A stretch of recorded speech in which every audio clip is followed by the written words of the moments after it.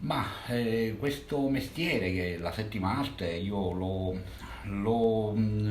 conosciuta attraverso un lavoro che facevo che era servizi di matrimonio, servizi di famiglia, quindi praticamente lavoravo con le famiglie, cioè memorizzavo battesimi, compleanni, matrimoni. Mio papà era fotografo e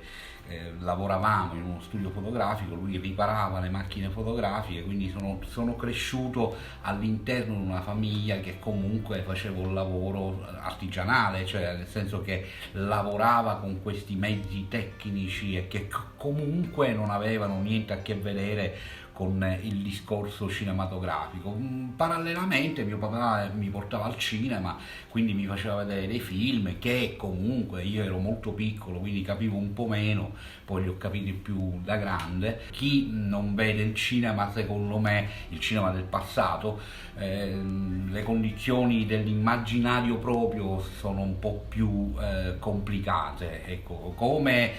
quando io vado a filmare, diciamo a livello psicologico la realtà, nel senso che la vivo, quindi la filmo, la memorizzo per poi portarmela nei miei film, quindi i personaggi, guardare la loro gestualità, guardare il loro modo di esprimersi durante una giornata tipo, ecco. Dopodiché questi personaggi li costruisci, te li porti nel tuo mondo e costruisci le tue storie, nel senso che sono sempre cornici che servono sempre per il nostro modo di vedere. Ecco, un po' questo l'abbiamo fatto un po' tutti in Europa, in Italia in maniera particolare con grandi registi come Fellini che ha raccontato se stesso, le sue fobie, Antonioni, quindi un cinema che comunque mi ha portato poi ad amare questo mestiere. Il modo migliore per impararlo è cercare di vedere le cose giuste, nel senso di non perdere tempo a vedere, diciamo, ecco, mi riferisco un po' a quello che sta succedendo nel nostro momento contemporaneo, cioè quindi le serie, tutti questi film che comunque fanno parte di quello che dicevo poco fa, di un immaginario del cinema, quindi alcuni non riescono, ecco, io dico sempre evocazione del cinema, ma là c'è uno scimmiottare continuamente un cinema che tu hai visto, quindi ti stuffa un po', ecco, ti fa soffrire, mi innervosisce per certi versi. Allora preferisco rivedere le vecchie cose, come dicevo poco fa, ristudiarmele, rielaborarle, anche per poter crescere ancora di più.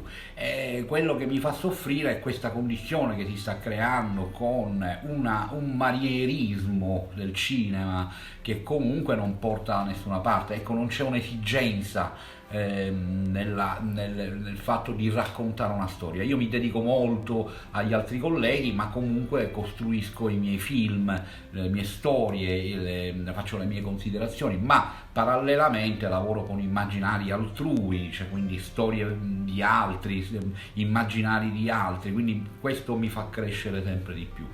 C'è invece una condizione diciamo calcolata, un fatto che il regista sta più dalla parte del pubblico, nel senso che non è che non deve farlo, ma sicuramente non gli deve creare una condizione. Questa è una cosa che mi fa soffrire. Il modo migliore per esorcizzare tutto questo è stare liberi, cercare di pensare anche a un pubblico che ti veda, quello è ovvio, è naturale, ma sicuramente non crearsi una condizione. Io vedo che c'è tanta condizione in questi film che vedo negli ultimi periodi e ho avuto l'opportunità in questi giorni di vedere tanta roba e quindi mi fa soffrire molto.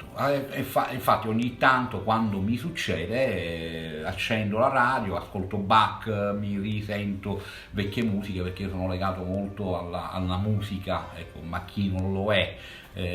quindi mi elabora più un immaginario, più che vedere, perdere tempo a vedere, cerco di immaginare delle immagini. Ecco, l'aspetto sentimentale per questo mestiere è talmente tale che puoi anche detestare chi sta girando o chi sta raccontando una storia.